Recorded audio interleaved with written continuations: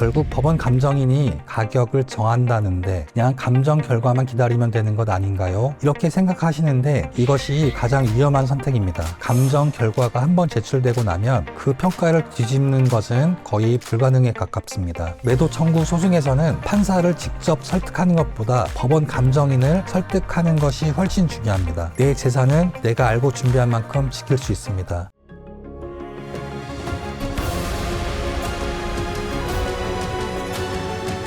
법정에서는 치열하게, 의뢰인에게는 친근하게. Frontier. 안녕하세요. 재개발, 재건축 및 부동산 소송을 전문으로 하는 법무법인 프론티어 오늘 변호사입니다.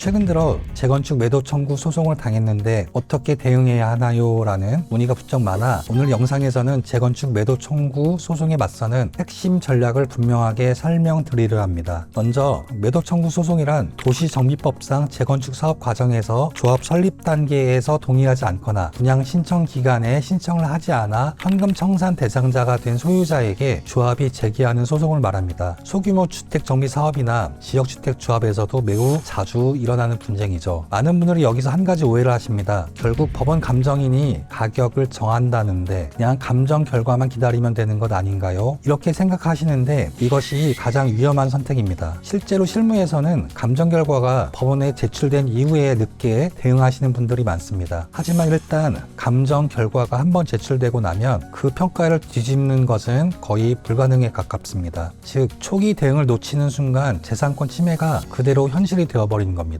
그래서 지금부터 재건축 매도 청구 소송에서 반드시 챙겨야 할 3가지 핵심 대응 전략을 차근차근 알려드리겠습니다.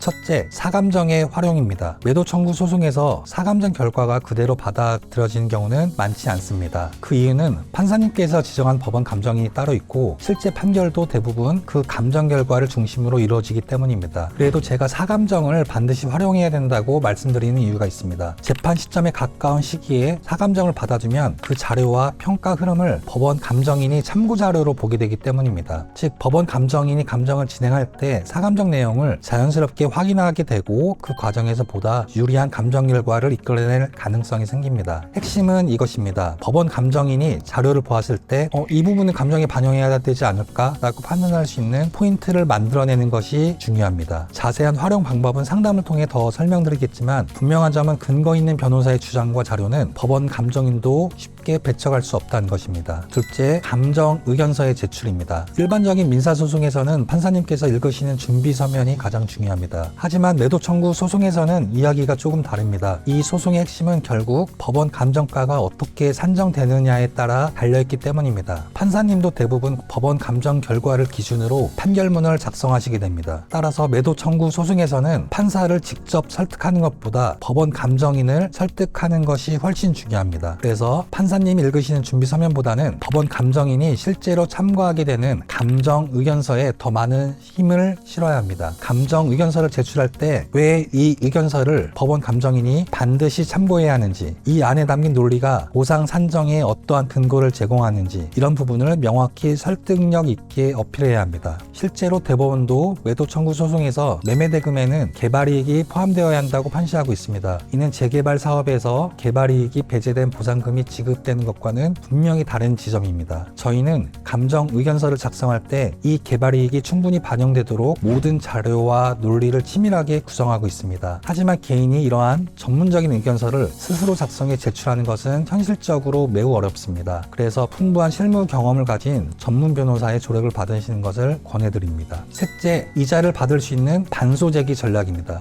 매도 청구 소송에서 그냥 버티기만 하면 매매 대금을 많이 받을 수 있다고 잘못 생각하시는 분들이 계십니다. 하지만 아무런 대응을 하지 않고 그대로 두시면 법원은 통상적으로 조합과 소유자가 각자의 의무를 동시에 이행해야 한다는 동시이행 판결을 내리게 됩니다. 문제는 여기서 발생합니다. 동시이행 판결이 붙어있는 한 매매대금에는 이자가 발생하지 않습니다. 예를 들어 매매대금이 10억 원으로 결정되었다고 가정하면 3년 뒤에 받게 되더라도 단 1원의 이자도 붙지 않은 상태로 받게 되는 상황이 생길 수 있습니다. 따라서 소유자 입장에서는 최대한 빠른 시일 안에 부동산을 공시 공실 상태로 만들고 소유권 이전 등기에 필요한 서류를 모두 준비한 뒤 조합에게 인도할 준비가 되어 있음을 알리고 단소를 제기한 것이 핵심 전략입니다. 대법원의 판례에서도 이를 명확히 인정하고 있는데요. 소유자가 부동산을 공가, 즉 빈집 상태로 만들고 소유권 이전을 필요한 서류를 변호사에게 맡긴 다음 그 사실을 조합에게 통보하였다면 이는 인도 의무를 제대로 제공한 것으로 본다는 것입니다. 이렇게 이행 제공이 완료되면 조합은 이행지체 상태에 빠지게 됩니다. 그 상태에서 소유자가 반소 제기를 하면 조합은 매매대금뿐만 아니라 최대 연 12%의 지연 손해금까지 추가로 지급해야 합니다. 이 때문에 부산 지역은 물론 수도권에서도 연 12% 지연이자를 통해 적지 않은 금액을 추가로 보상받는 사례가 매우 많습니다.